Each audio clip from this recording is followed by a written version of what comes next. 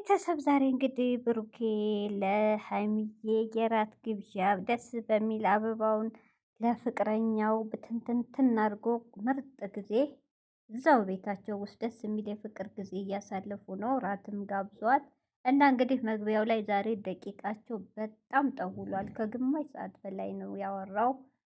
እንግዲህ አመጣጡ ዛሬ መጨረሻ ጊዜ ልቀበላት ልጠይቃት መኪናውን በአሁን ዘመን ሰዓት አለ። እኔ በኮንፊደንስ ነው ከ190-80% መኪና ስጦታ ተሰጥቷቸው የማይቀበል ሴት የለም በዚህ ዘመን። ግን እሷ እንደዚህ አይነት ስትገኝ ለእኔ ፈጣሪ አድሎኛል አለ። ትክክል። አንዳንዶች ደግሞ የማይገባቸው ባዶ ጭንቅላት ይዘው የሚዞሩ በህልም እንጀራ የሚመሩ ሰዎች ደግሞ መኪናውን ስለመለሰች ሀሚኛ ናት እያሉ ይጨፍራሉ።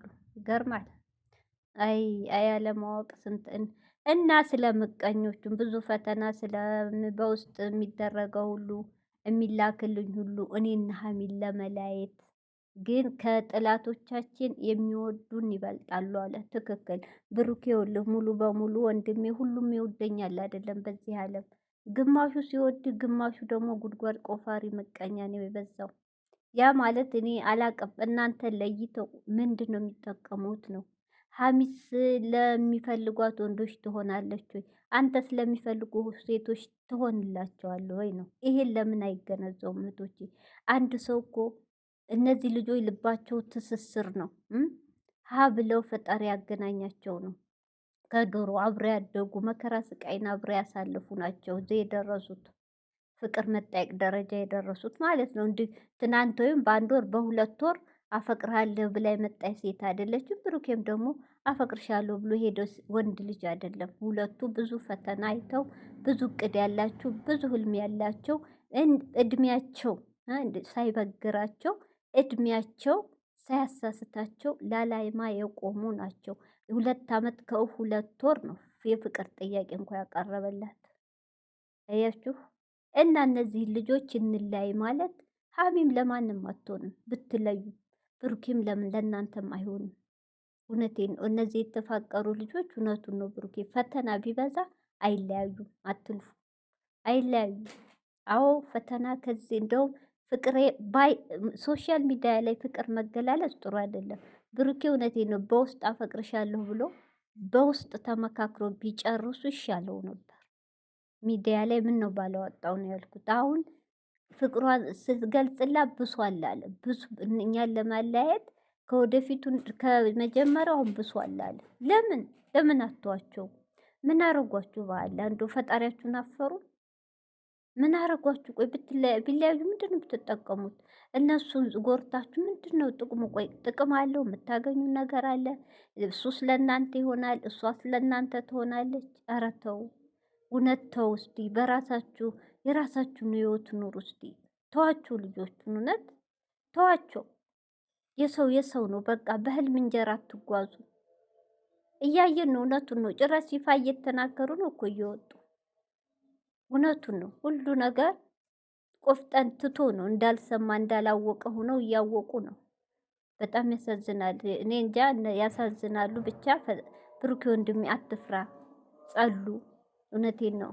ልብ ለልብ ደግሞ እምነት ትልቅ የሰው ልጅ እምነት ካለ አንተ እሷን ካመነ አንተ እሷ ደግሞ አንተን አንተ እሷን ካመንክ ተያይዛችሁ የመጣውን ነገር እውነቴን ነው ታልፉታላችሁ። ዋና የሰው ልጅ እምነት፣ ተማመኑ።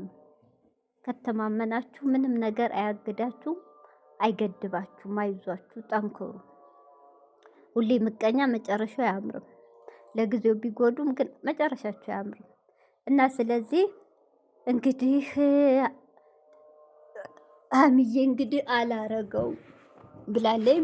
መኪናው ያው እነሱ ደቂቃው ብዙ ኖቶች ሁሉን ለማብራራት አልችልም። ደቂቃው የማይበቃም። ሀሚዬ እንግዲህ ሲጠይቃት አላረገውም። አንዴ ቃሌ ነው አላረገውም። ይሄ ለሁላችን ነው። መጀመሪያ ሰርፕራይዝ ስትል መኪና መሆኑን ባቅ አላስገዛም፣ ብርም አላስወጣ ነበር ብላለች። እቅዳችን እንግዲህ ኢሳይድሱም ደስ ብሎታ እንዳንቺ አይነት ሴት በማገኘቴ እድለኛ ነኝ። እንግዲህ ብዙ እሷም እኔም በየእንትናችን የያዝነው እቅድ አለ። እሱ ፈጣሪ ብሎ ካሳካ በሁለት አመት በአመትም ሰርፕራይዝ አለ ብሏል። እንግዲህ እሱ ያሳካላችሁ። ዋናው ደግሞ አይለያችሁ። ሁሉ ነገር ይሳካል። ፍቅር ካለ ብሩኬ ፈጣሪ ከሰው አፍ ይጠብቃችሁ። ከምቀኛ ዙሪያውን ከሚዞሩት ነገር ይጠብቃችሁ። ሌላ ምንም አይባልም። በጣም የሚያሳዝኑ ልጆች ናቸው። እሱ በተለይ በጣም ፈርቷል። እህቶቼ ሊያለያዩ ነው የሚል ስለሚያፈቅራት በጣም ጭንቀት ላይ ነው። እውነት አሳዘነኝ ዛሬ ሲወራ። ፈጣሪ አለ። ፈጣሪ አይለያችሁ። እውነት ፈጣሪ አይለያችሁ። ምቀኛን ሸረኛን አፉን ይዝጋላችሁ። ውይ ሰው ለምንድን ነው በሰው ህይወት ተኝቶ የማያድረው? ለምንድን ነው የራሱን ህይወት የማይኖረው? ለምንድን ነው የራሱን ህይወት ታግሎ ያ ሰው የደረሰበት ቦታ የማይደርሰው? ለምንድን ነው የሰው የሚመኘው? ምን አይነት ዘመን ደረስ? ለምንድን ነው ወንድም ለወንድሙ ቀባሪ የሚሆነው? ለምንድን ነው እህት ለእህቱ ቀባሪ የሚሆነው? ለምንድን ነው እህት አንገቷን ቀጥ ስትል እንድደፋ የሚሆነው? ወንድም ቀጥ ሲል ለምን ነው እንዲደፋ የሚያደርጉት? ለምን? ምን አይነት ዘመን ነው? ኧረ ተው፣ እውነት ተው፣ ጥሩ አይደለም። ተው። የተዋደደን ሰው መለየት፣ የተፋቀረን ሰው መለየት፣ ትዳርን ማፋታት እውነቴን ነው ጥሩ አይደለም። ዋይ እኔ ጊዜ ብላችሁ ሰብ ነግበኔ ለእኔስ ነገ ምን ይገጥመኛል፣ በልጄስ በእኔስ ህይወት ብላችሁ እውነት አስቡ። በስሜት ተገፋፍታችሁ ብታረጉም መጨረሻችሁ እንደ አይነት ሰዎች አያምሩም። እውነት ልጆቻውን ታዋቸው።